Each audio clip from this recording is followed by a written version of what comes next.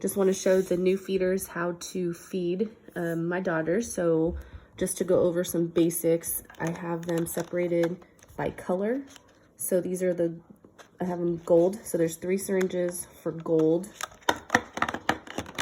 3 syringes for the blue tape, and then 3 syringes with the pink tape. And that way, if they ever get mixed up in her bag, you know which syringes go together. And each syringe is labeled 1, 2, and 3. And there's a reason that I have them labeled that way, and I'll show you. So here are the syringes filled with food. So 1 and 2 have no difference. They're the same amount of food in them, but the biggest reason I label them so you guys have the 3rd syringe as the short one. The reason for that is she always manages to eat the full syringes, like always. When she's sick or if she's just throwing a tantrum, sometimes it takes a little bit to get her to finish that 3rd syringe. But by the end of the 2nd syringe, you should be able to tell if she's going to start throwing up or gagging or just throwing a fit about something. And even if she is throwing a fit, I would wait maybe 5 or so minutes and let her calm down and then try to feed her that last syringe. So when you first get these syringes, the very first one will have your bolus tubing, and this has the straight edge versus the other tubing, which is like a 90-degree angle, and I'll show you that.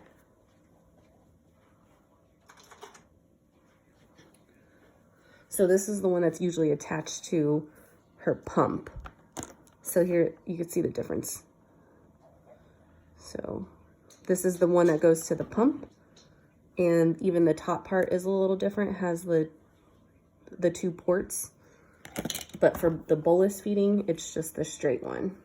So you see how this is all filled with air, or not. It's not filled with food, so we just want to get rid of all that. So I hold the syringe upright, and that makes sure that all the bubbles go to the top.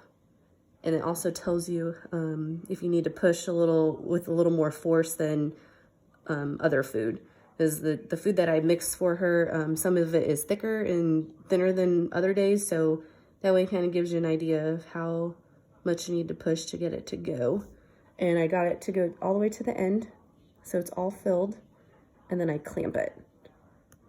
And these are straight out of the fridge. And for you guys, it would be out of her ice pack.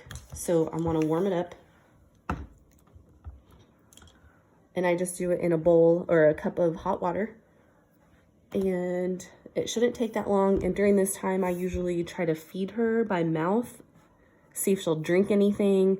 Even if she doesn't eat anything, I still kind of let her play in the food.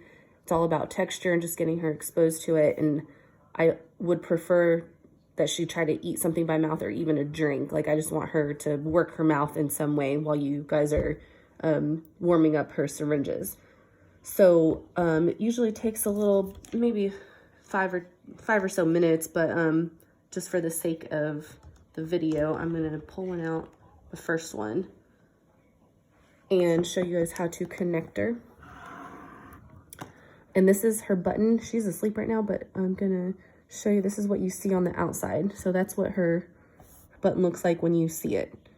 And that line right there is gonna match up with the line on the bolus tubing.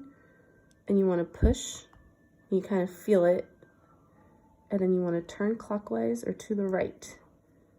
And I kind of pull it just to make sure it's in. And when I have her, when you see her, I have everything taped off, and that's just so she doesn't accidentally pull it out and nobody notice. So that's why it's always taped. But I always leave this part free, so when you could stabilize that, I always try to hold that portion and